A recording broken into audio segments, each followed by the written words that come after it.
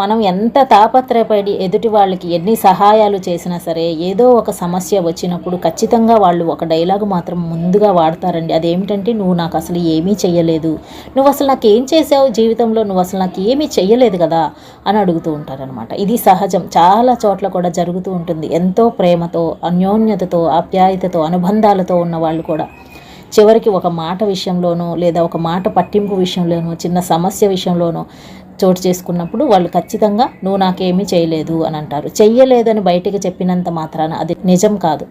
మనం చేసిన సహాయాలన్నీ మర్చిపోతూ ఉంటారు, తుడిచిపెట్టుకుపోతూ ఉంటాయి. కలికాలం కదండి, ఇవన్నీ కూడా సహజంగా జరుగుతూ ఉంటాయి. నువ్వు నాకేమీ చెయ్యలేదు అన్నంత మాత్రాన మనం చేసినవి అన్నీ ఏమీ తుడిచిపెట్టుకుపోవు. కాబట్టి మనమేంటో మనకి తెలిస్తే చాలు. మనమేంటో 10 మందికి తెలియాలని, వాళ్ళందరూ మనల్ని అర్థం చేసుకోవాలని, మన గొప్పతనాన్ని గుర్తించి తీరాల్సిందే అని చెప్పేసి మనం అనుకోవాల్సిన అవసరం లేదు. ప్రతి ఒక్కళ్ళు ఎవరికో ఒకరికి వెళ్ళనేనండి జీవితంలో, కాదంటారా?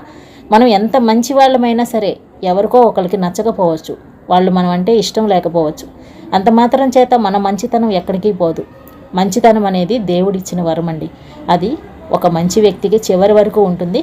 అలాగే చెడ్డ వ్యక్తులు కూడా ఎంత మంచిగా నటించాలి అని చూసినా సరే ఏదో ఒక రోజు వాళ్ళ యొక్క నిజమైన స్వరూపం అనేది బయటపడుతుంది.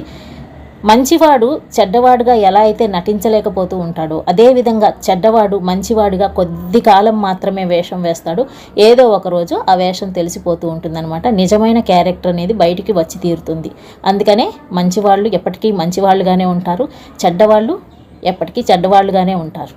అదేంటండి, మంచోళ్ళు మంచోళ్ళుగానే ఉంటారు, చెడ్డోళ్ళుగానే ఉంటారు, మార్పు రాదా అని అనుకోవచ్చు. అది సినిమాల్లో మాత్రమే సాధ్యమవుతుందనమాట. కథల్లో పలానా వాడు చాలా చెడ్డవాడు, ఇప్పుడు మంచివాడు అయిపోయాడు, అలాగే పలానా ఆవిడ మంచిది, ఇప్పుడు చెడ్డగా మారిపోయింది అని.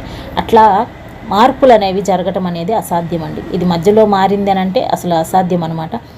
ఎలా ఉండే వ్యక్తి అలానే ఉంటారు. ఎవరి కోసమో దేనికోసమో భయపడి వాళ్ళ అలవాట్లను, వాళ్ళ యొక్క పద్ధతులను, వాళ్ళ యొక్క క్యారెక్టర్స్ని మార్చుకోరు.